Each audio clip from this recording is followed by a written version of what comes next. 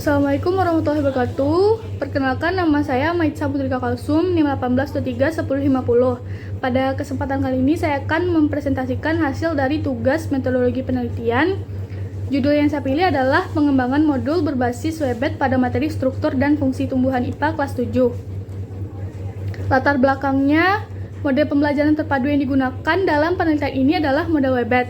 Model ini memandang kurikulum sebagai teleskop yang melihat sekumpulan bintang sekaligus. Model ini memadukan beberapa mata pelajaran dengan menggunakan tema sebagai pengikatnya. Nah, oleh karena itu, model pembelajaran ini dikenal sebagai pembelajaran tematik. Salah satu kelebihan dari pembelajaran ini adalah dapat memotivasi siswa untuk belajar dan membantu siswa untuk melihat suatu gagasan secara keseluruhan. Rumusan masalahnya adalah bagaimana caranya untuk mengembangkan perangkat pembelajaran IPA terpadu tipe WebEd ini dengan tema struktur dan fungsi tumbuhan IPA kelas 7. Tujuan penelitiannya adalah untuk mengetahui bagaimana pengembangan perangkat pembelajaran IPA terpadu tipe WebEd dengan tema struktur dan fungsi tumbuhan IPA kelas 7. Manfaat dari penelitian ini adalah diharapkan dapat mempermudah pendidik dan peserta didik dalam proses belajar mengajar. Kemudian, inovasi dalam media ini diharapkan dapat meningkatkan daya minat peserta didik terhadap materi yang diajarkan sehingga memungkinkan peningkatan nilai karena proses pembelajaran yang lebih efektif. Spesifikasi produk, modul yang dihasilkan dalam penelitian ini adalah modul pembelajaran cetak berbasis WebEd untuk materi struktur dan fungsi tumbuhan. Modul yang dikembangkan akan terdiri dari silabus RPP, buku siswa, lembar kerja, dan lembar evaluasi yang kemudian akan dibuat melalui aplikasi Microsoft.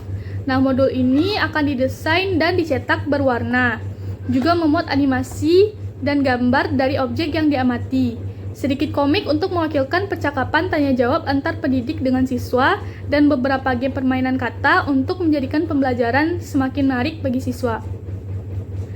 Ruang lingkup dari materinya adalah materi kimia dan biologi, di mana pembahasan kimia itu adalah meliputi reaksi dari fotosintesis. Kemudian pembahasan di biologi adalah anatomi dari tumbuhan, dan yang menggabungkan keduanya adalah proses dari pertumbuhan dan perkembangan tumbuhan.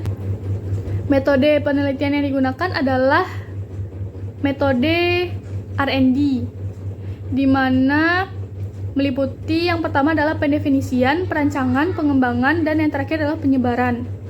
Nah, tempat dan waktu penelitian ini akan dikembangkan di SMP Negeri 35 Padang pada tahun ajaran 2020 sampai 2021.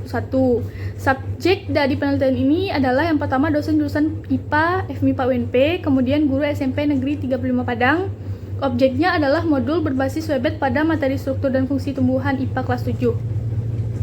Prosedur penelitian ini dikembangkan menggunakan model 4D sampai pada tahap ketiga, yaitu pendefinisian yang meliputi analisis awal-akhir, kemudian analisis peserta didik, analisis konsep, analisis tugas, analisis tujuan pembelajaran, kemudian perancangan desain yang meliputi tahap dalam merancangan modul, yaitu silabus, RPP, buku siswa, lembar kerja, dan lembar evaluasi.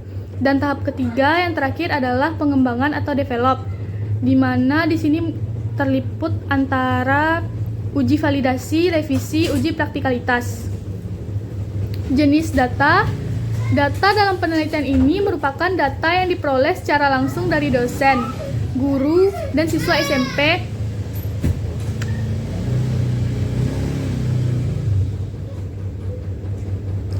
Jenis data dalam penelitian ini merupakan data yang diperoleh secara langsung dari dosen, guru, dan siswa SMP yang diambil melalui lembar angket validitas dan lembar angket praktikalitas.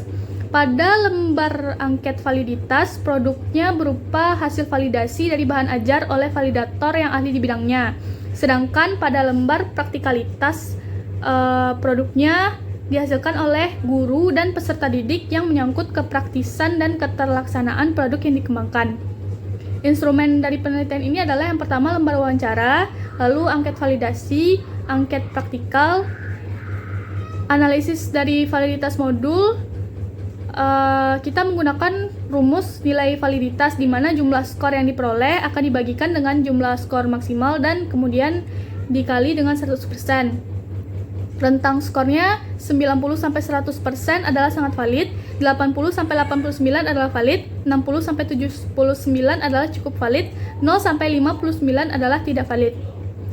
Yang terakhir, analisis praktikal modul. Rumusnya adalah nilai praktikalitas sama dengan jumlah skor yang diperoleh per jumlah skor maksimal dan dikali dengan 100%. Rentang skornya adalah 90-100% sangat praktis, 80-85% praktis, 60-79% cukup praktis, 0-59% adalah tidak praktis. Baiklah, sekian dari saya. Terlebih dan kurangnya saya mohon maaf. Terima kasih. Assalamualaikum warahmatullahi wabarakatuh.